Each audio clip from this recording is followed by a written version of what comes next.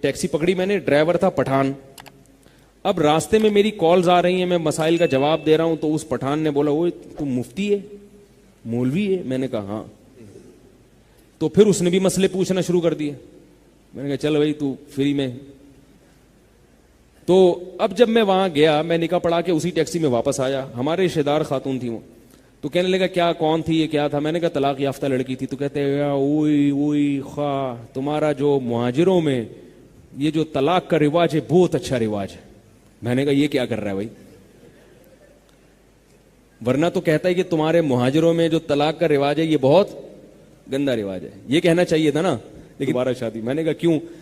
کہہ رہے یار ہمارا بی بی سے ہمارا شادی ہوا, ہمارا پورا زندگی خدا قسم برباد ہو گیا. ٹھیک ہے, نہ ہم کو وہ پسند آتا ہے نہ اس کو ہم پسند آتا ہے, سارا زندگی ہمارا برباد ہو گیا یار.